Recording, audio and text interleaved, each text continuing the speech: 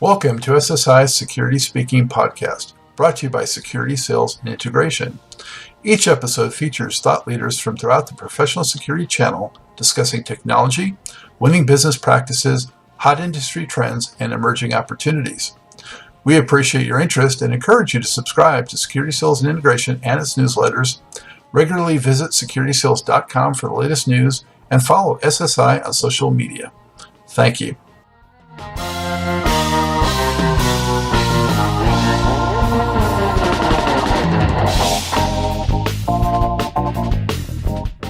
So let's jump right in and get some background on the company itself. When was it founded? What was the vision, if you will, and how many employees and locations initially?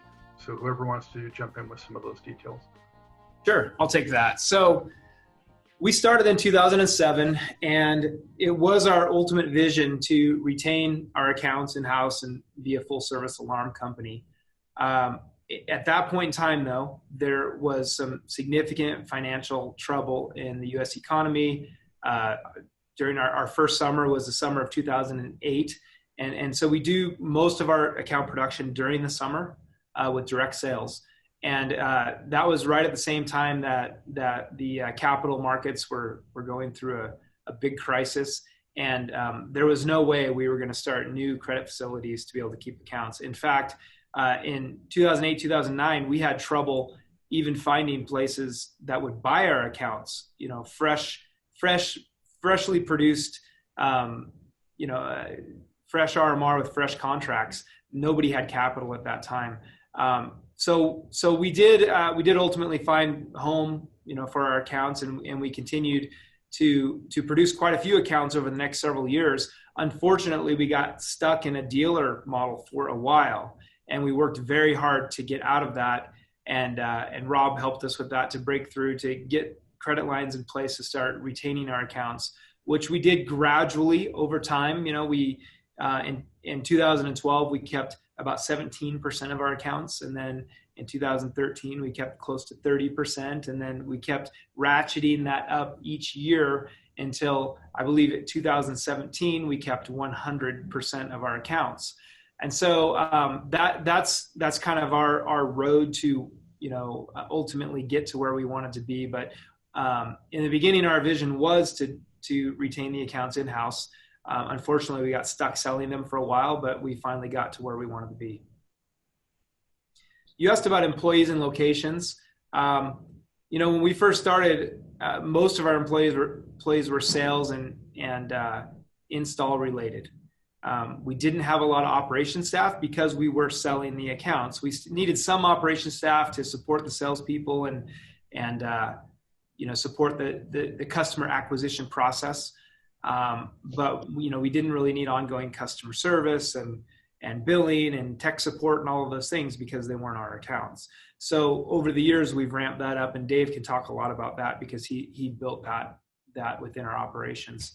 But that first summer, we just had a couple of locations in 2008, and not a lot of operational staff. It was all sales and techs, and we continued to grow our sales and tech force over the next several years, and then started to grow operations as we needed it. What were a couple of the major challenges, as you were ramping up and building it, and how did you deal with those?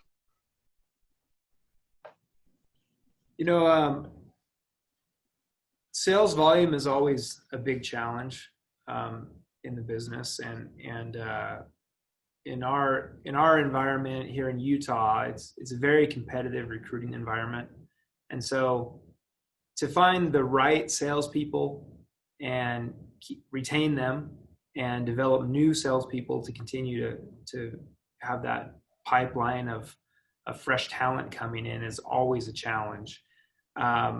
We can talk about this later if we get into attrition or anything like that, but the quality of the account acquisition and the quality of the customer's experience with the sales rep and the integrity that they're, with which they're dealt it's super important for the long-term health of the customer. And so having the right people out there and having enough of them and having them well trained, that's always a big challenge. One that we've been successful at, but we work very, very hard at. As far as other challenges, I think that learning to manage attrition, that's been more of a challenge that we've had, the last few years, and we've made big strides in that. It wasn't so much in the beginning, and I'm not sure if your question was pointed at the beginning or just generally, but that's one thing that we've put a lot of work into and have made good strides. And I think there's, Alan mentioned the right people on the sales side. The same's true for the operations of the company. Getting the correct structure built to take care of customers and do it in maybe a little bit different way than has typically been done in the alarm industry. If you look at it historically, it's kind of, put on a customer and hopefully, there's not a lot of interaction, because interaction means cost, and hopefully there's not a lot of interaction along the way, and they just kind of renew and stay as a customer. And I think, along the way, running a dealer program versus running, being an alarm company that has, ongoing accounts that need to be contacted and taken care of is a pretty big transition. They're two fairly different business models. And one of the big challenges was there's a period of time there that the way that we decided to, instead of bringing in private equity early, like a lot of people in our industry does, along with the financing, we decided to kind of slow grow it. And we were running a dealer program alongside of a company that keeps their accounts, and trying to use the dealer program to fund that, fund the company keeping the accounts. And it takes a little bit of planning and a lot of money to build, a company that can take care of, thousands of customers over multiple states and, different regions of the country. And, both on the phone side and, for inbound, outbound calling, and also with, in the field side with field technicians and providing that in-home support, to the customer. So I think that was a huge challenge, kind of running those in parallel, and then successfully making that transition. And how's this year looking? We won't hit 20%, but we will grow. The COVID situation didn't affect us as we thought it would, but it did affect us. We ended up, our sales per sales rep in the field are actually quite high. It's the highest we've seen in a number of years, actually. And there's various reasons we think that might be the case. But what hurt us was we recruit sales reps out of colleges, and not our core base of sales reps, because they've been with us for a long time, but we surround those guys with new recruits from the colleges, and it's sort of a college summer job. And with the COVID pandemic, a lot of the parents of the college students didn't want them going out to knock doors. So we lost a huge number or a huge percentage of our 2020 recruiting class. So that hurt our volume a bit this year, but we're still managing to grow this year. So we're happy about that. In addition to, losing some of the college students that we did recruit, we didn't get a full recruiting season at the colleges. Like a lot of the schools were really tightening down, obviously early March, and a lot of the career fairs and different things like that were canceled. And so our ability to even get in front of all the potential hires that we wanted was impacted by COVID. So Now, are you guys 100% residential? And if so, is it all single family or some multi-dwellings too? Yeah, I would say 99% residential, and with that 99% single family. Definitely, as the technology continues to change, and there's additional hardware and software offerings at a more reasonable price and stuff. The commercial side and multi-dwelling unit market, could fit pretty nicely into what we've built so far. So it's not something that we've dabbled in too much yet, but we definitely have our eye on. What are a couple of product categories that are really doing nicely this year? I would say video. Yeah. Our number one selling piece of additional equipment on top of the security system is the doorbell camera, and our number two is the outdoor camera. So like for the backyard. Video seems to be the hottest product, and most of our sales reps these days are leading with video as they lead into the sale. And they're having better success with that than leading with security. Well, it's sexier. Yeah, it is. It is. Yeah. People can relate to it more. And what do you use for backend? Do you use alarm.com or something else, or? Alarm.com. Yes, on all of our accounts. Talk about, generating goodwill within the communities you serve. What are some of the marketing tactics that the company favors, whether it's more traditional marketing or social media or community involvement, those types of things? Yeah, we try to be very active with social media, with Facebook, with neighborhood Facebook, with Nextdoor. Nextdoor is a very big thing for us. I don't know if you know the Nextdoor app, but that's how a small community communicates. So when we have customers within a community, we try to get those customers to communicate about their good experiences through social media, and we've been very successful with that.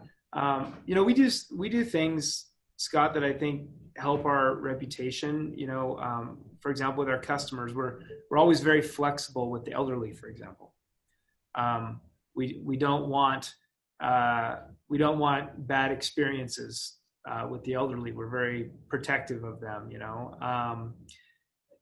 When it comes to contracts and things like that. We work hard to have good reviews online and all of that stuff, and it's hard. You see like the BBB, and on the BBB, our customer reviews, like the ones that the customer have actually gone on and given a review, we're at over 4 stars.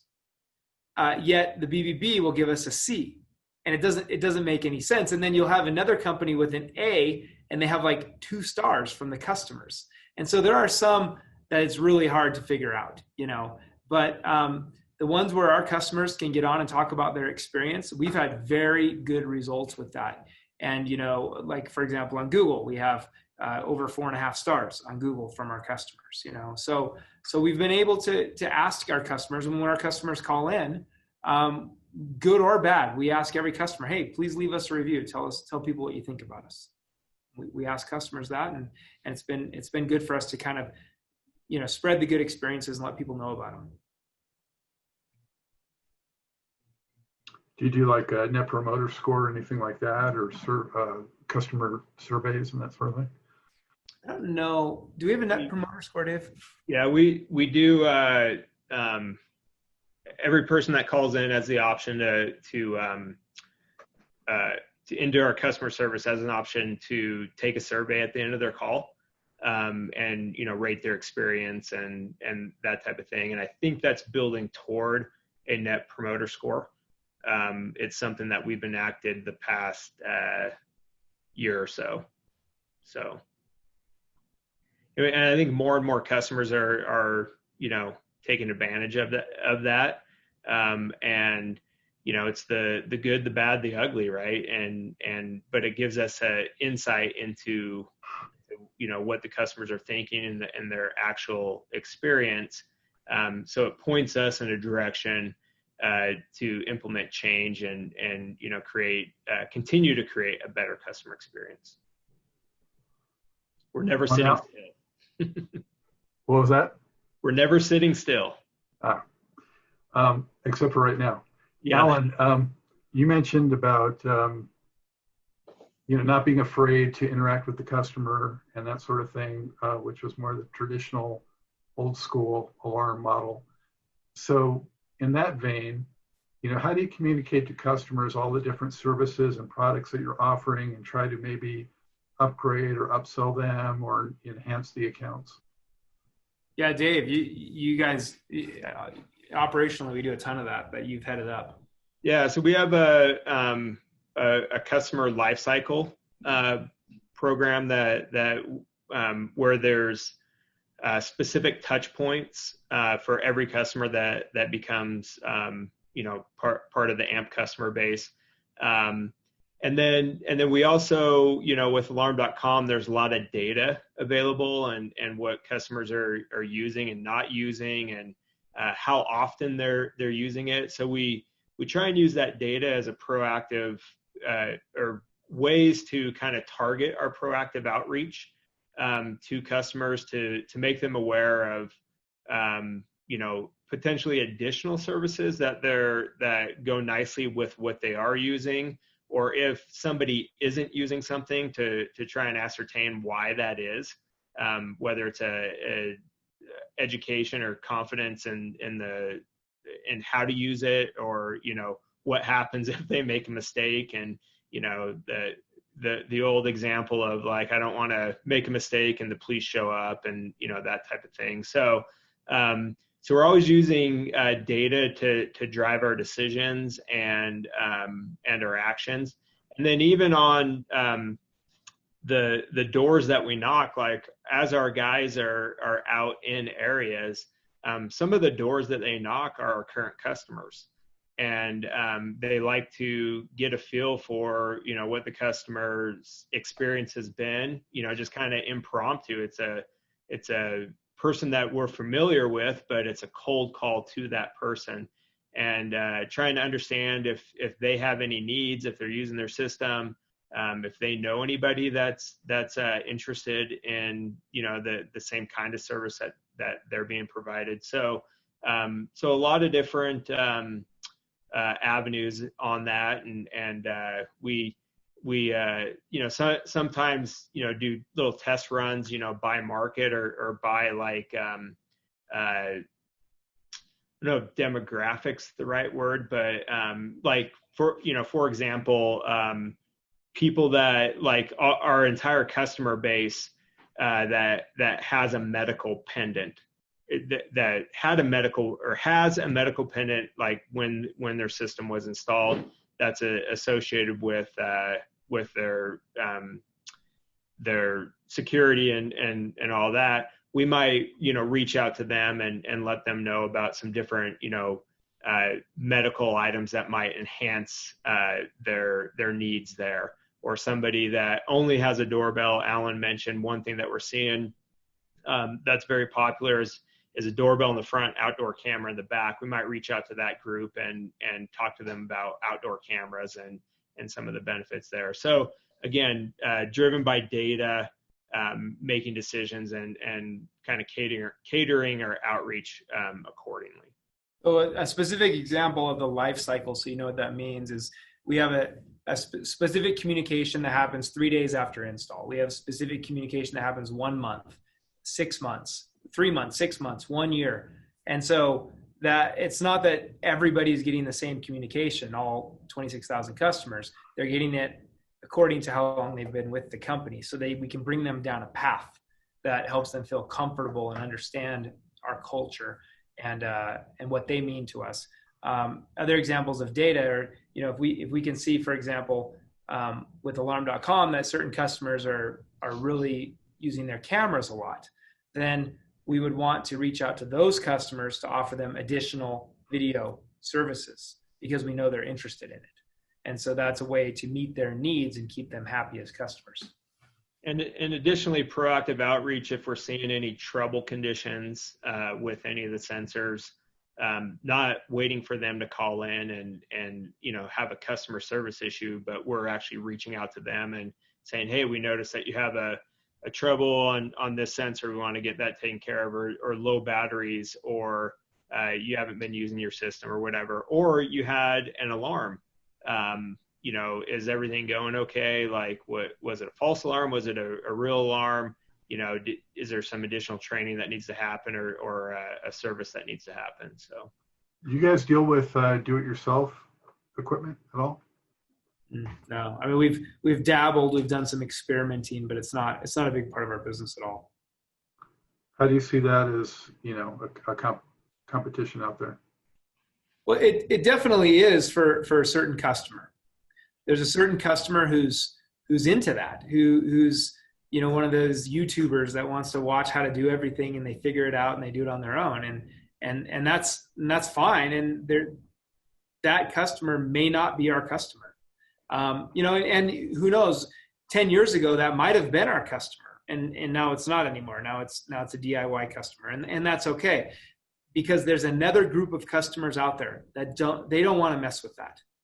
They want somebody to take care of them. They want it to be installed. They want it to work. When you're dealing with a system that has Z-Wave, Wi-Fi, security signal, LTE, and it has cameras, locks, lights, thermostats, security. It had all of these different factors. It is not simple to install this stuff and to keep it working. It is not. Like, it is. I've been in this business for 23 years, and I'm the CEO of a good-sized alarm company, and I would not want to mess with that. I mean, I would not, like, that's not my thing. I wouldn't do it. And so I hire somebody to do it, and I think that there's just a lot of people out there. It's not a very, sure, to install a doorbell camera and keep that running, you can do that. But when you're talking about an elaborate smart home security system, there are not a lot of people out there that want to DIY that. Maybe one or the other, but when you're adding all of it in together, it's a lot of work. As you're looking at the business landscape today, what would you say are the top 2 or 3 challenges facing the business?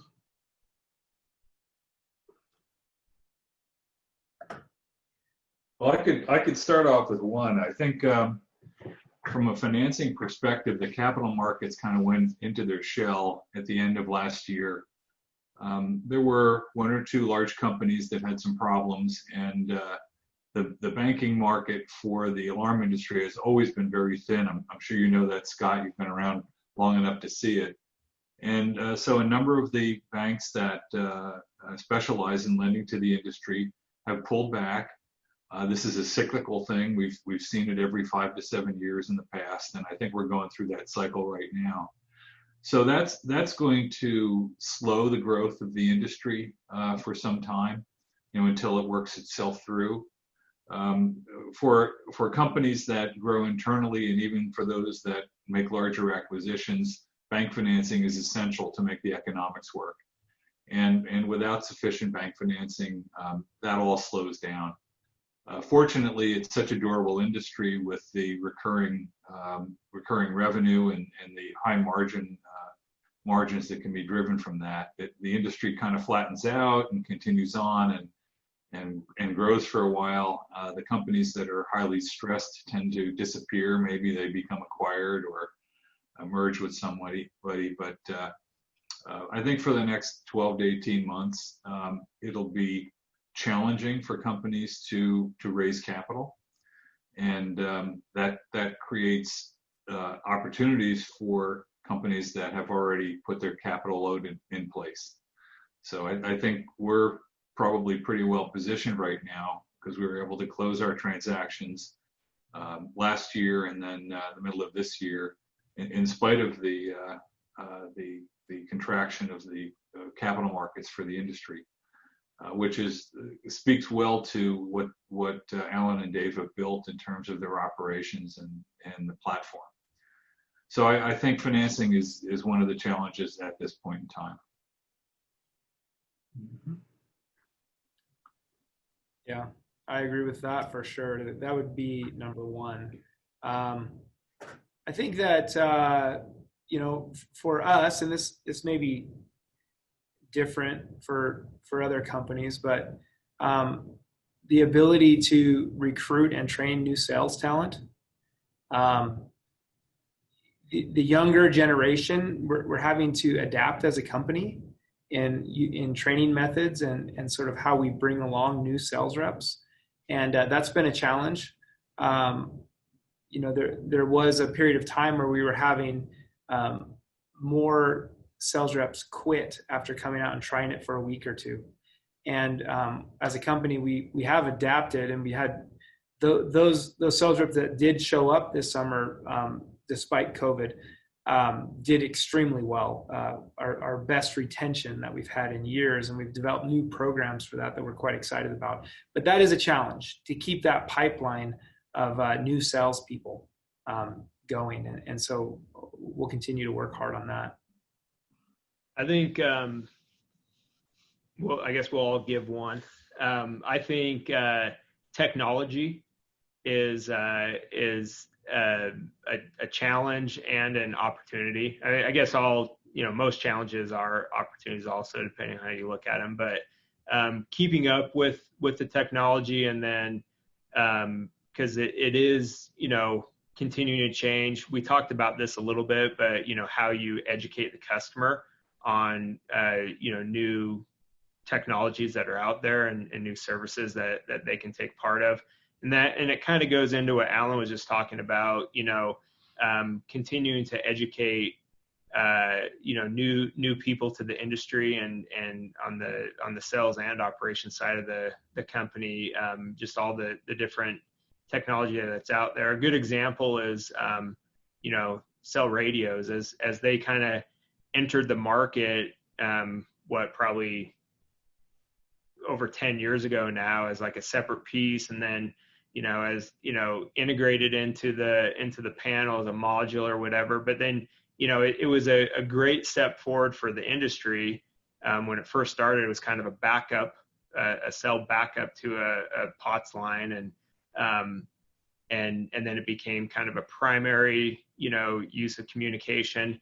But now all of our companies are dealing with sunsets of radios and things like that. So and those create additional challenges in keeping systems online and under certain timelines and things like that. But it's also opportunities to interact with the customer and educate them about some additional technology that's available, and we don't know exactly where it's going to go or what's going to be the next thing to sunset that we'll have to take care of. But I think technology is a continued challenge.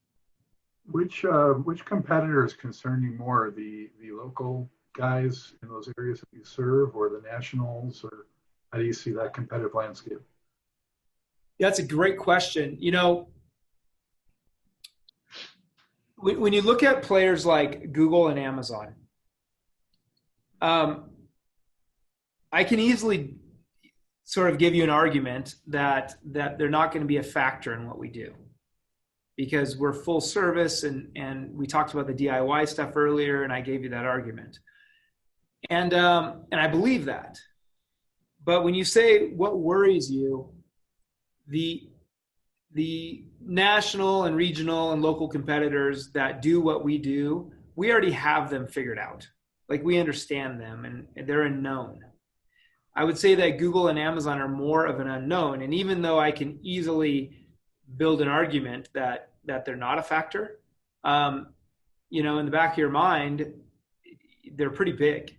And so you have to consider them, and you have to figure out ways to have product offerings that are different and one step ahead, and more customer focused and more personalized and all of those things.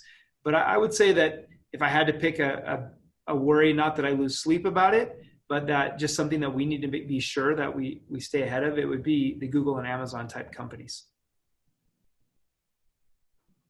Yeah, definitely going to be interesting to see where they go.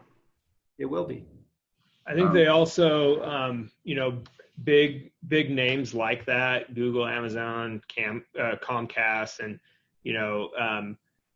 that they put a lot into marketing that we don't have to. They bring awareness to the consumer, kind of precede people that, not precede, but seed information to people that we talk to, and kind of create awareness of things that are out there. The ability to have a doorbell camera, or video that comes to your phone, and alerts and things like that. So I think they also, in a weird way, provide a little bit of a benefit to us. We're a lot of times talking to consumers that have considered it because they've seen an ad on TV or online or something like that. And they're like, oh, that sounds cool. And back to Alan's point about DIY, that sounds cool, but it's might be above my pay grade to get involved in that. And then we come along with an offering that does all those things, and you could argue plus some, with the ongoing support and backing to that customer, where they feel comfortable and making the switch to security and smart home. So I think there's a lot of benefit there as well. It's one hurdle that our guys knocking on a door, cold calling somebody, we're seeing as less and less of a hurdle, having to educate them about the industry or some of the offerings and things like that out there. They're asking pointed questions like, well, you guys offer cameras, what about a doorbell camera? And you can say, well, yeah, we do, and here's how it all works, and that type of thing. So that education is helpful. As we look out to 2021, what are you excited, maybe looking forward to, and what are you a little apprehensive about? I'm excited to be well financed right now. It's a big deal, and I think it's going to create opportunities. This financing that we just completed gives us a paved road for several years, and we just go to work. And there was a period of time there where Dave and I spent a lot of our time worrying and working on making sure we had capital to grow. And this is the clearest path that we've ever had. And so we know what to do now. We just go to work, and we have the money to do it. We're not going to try to reinvent the wheel. We're just going to go out and do what we do, and put this money to work. Now I can tell you what I'm worried about. If you wanted to hear that as well. I like ending on a good note, but that's fine. I think that the uncertainty surrounding COVID is still a bit of an issue. I'm concerned how that will affect recruiting new salespeople, because that's our vehicle, that's our growth vehicle. And so, for example, if as the world changes and there's less face-to-face interaction, that's how we do things. We're face-to-face. When we recruit, when we train, when we do all these things, we do it face-to-face. And so we'll have to adapt with that. And so that's a little bit of a worry, but we will figure it out. Yeah, well, everybody's looking at that. Yeah. On the other hand, there's a high unemployment rate. And for us, high unemployment rates have always been that recruiting's easier, obviously. Recruiting salespeople is easier when there's a higher unemployment rate. Recruiting people that are willing to go out and stretch themselves and work on commission and all of that stuff. If there's more people available, we'll find them. So on the bright side, not that I'm rooting for a high unemployment rate, but if there is, we'll be able to hire people. You think you might expand beyond the 20 states that you're in? Is that something on the roadmap?